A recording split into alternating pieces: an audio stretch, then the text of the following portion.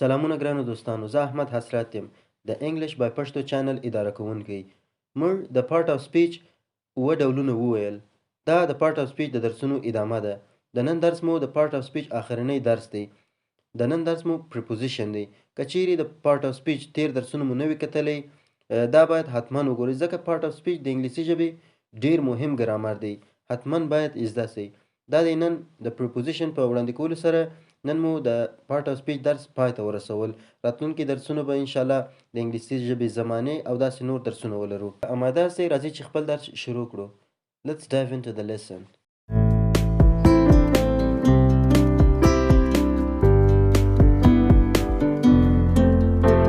لومړی د preposition تعریف، وروسته د مثالونو په وړاندې کولو سره به preposition زده کړو. د preposition تعریف داسې دی: Preposition is a word which is used to show the relationship of a noun or pronoun to the other words of the sentence and is used before noun or pronoun. د اضافت توری عبارت د هغه لغات څخه دی کوم چې د اسم یا ضمیر ارتباط د جملې د نورو لغاتونو سره شوي او همیشه د اسم او ضمیر مخکې استعمالیږي. He is in the bus.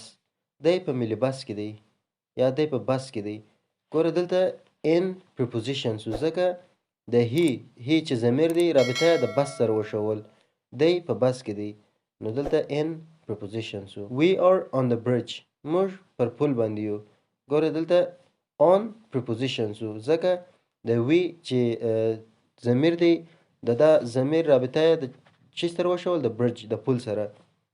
We are on the bridge. د we رابطه د bridge سره وشول، موږ په bridge باندې. دلته on preposition شو.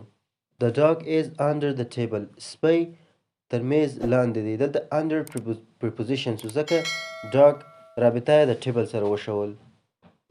The doll is behind the wall.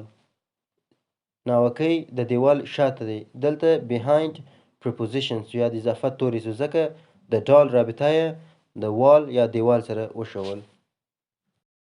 شنو دوستانو، د نن درس مو په همدې ځای پای ته ورسېدل. تر راتلونکي درسونو پورې مو په خدای جل جلاله سپارم. ښه وخت درته غواړم. See you then. Bye. And tell me what's wrong and why you never said you felt that way. And guess you're trying to